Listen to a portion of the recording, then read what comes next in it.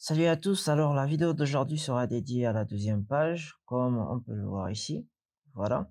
Et donc, comme j'ai dit dans la précédente vidéo, on a ce petit espace-là qui nous affiche la précédente page ou la suivante.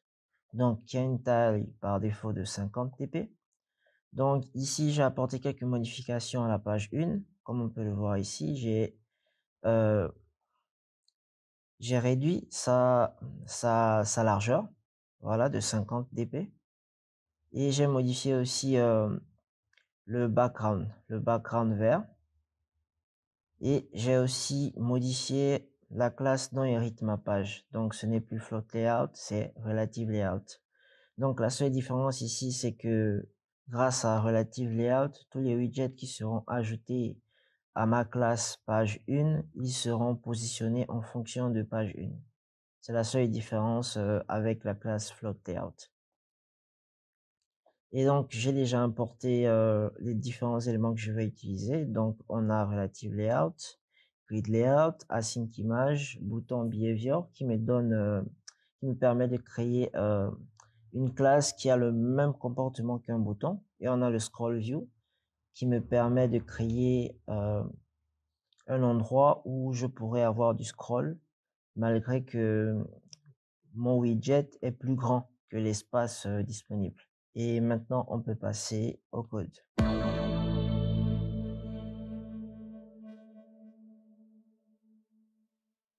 Je vais tout d'abord commencer par coder mes éléments composés qui ne sont autres que mes boutons et ma photo de profil.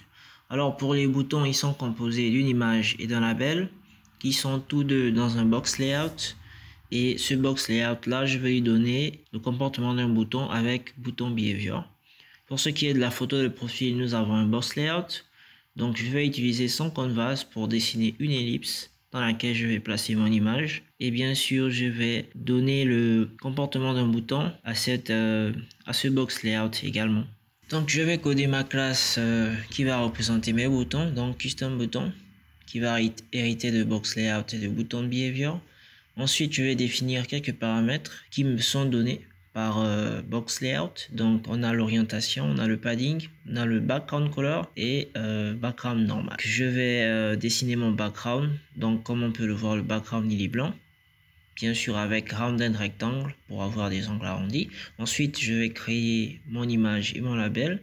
Tous deux, je vais les centrer en X et je vais modifier les paramètres par rapport à pose in top pour image et Y pour label pour les positionner selon l'axe des Y.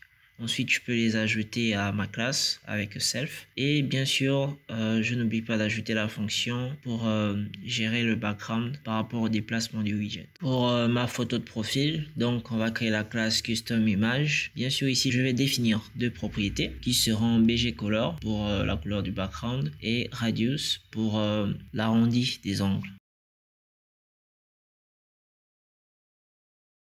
Ici, en ce qui concerne le canvas, on aura deux backgrounds. Donc, le premier est pour le background vert et le deuxième pour mon ellipse. Je vais dessiner mon ellipse dans mon canvas et comme source, je vais mettre le chemin de mon image. Et ici aussi, je vais ajouter ma fonction pour mettre à jour le background. Par rapport à la fonction qui va mettre à jour les backgrounds, je vais tout d'abord vérifier que mon élément possède l'attribut bgrect2 et si c'est le cas, on va modifier également la position et la taille de ce background. Maintenant, je peux créer ma classe page 2.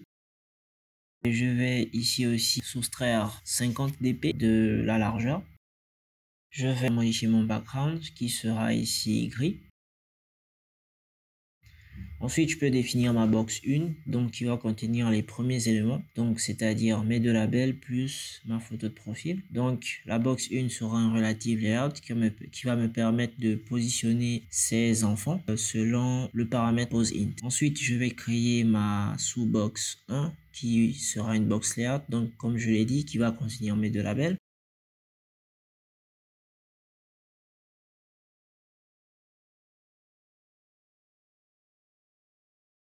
Ensuite, je peux créer ma photo de profil. Donc, avec la classe que j'ai créée custom image, donc on va définir la couleur du background et on va définir une taille de 40 sur 40.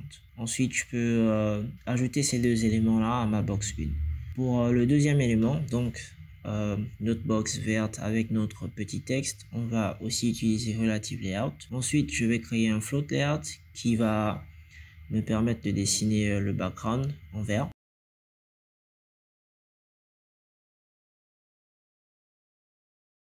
Et bien sûr, je vais ajouter mon float layout à ma box 2. Ensuite, je peux créer mon label avec ses différents éléments, avec un fond size devant, une couleur blanche, bien sûr. Ensuite, je vais mettre à jour la texture de mon label pour que la valeur de texture size soit mise à jour en fonction du contenu du label. Ensuite, je peux ajouter mon label à ma box 2. Maintenant, je vais créer juste un label pour la phrase for you. Donc, je vais faire la même chose que pour le label précédent avec texture update et je vais le positionner aussi. Maintenant, je peux créer mon scroll view, donc qui aura une taille prédéfinie. Et ensuite, maintenant, je peux modifier la position de mon scroll view par rapport à la position de mon label.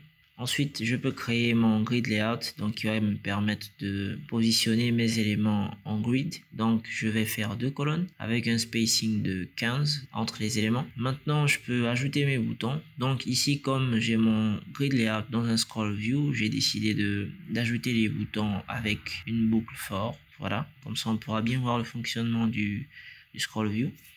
Et maintenant, je peux ajouter donc ma box 1, ma box 2, mon label et ma box 3 à ma page. Et sans oublier d'ajouter la fonction updateBG pour la mise à jour des backgrounds.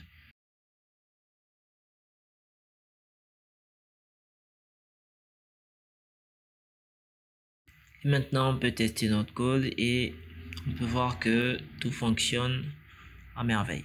Ce sera tout pour aujourd'hui. J'espère que cette vidéo vous a plu. J'espère que je ne suis pas allé trop vite. J'ai décidé d'opter pour une nouvelle approche parce que la précédente vidéo était un peu trop longue.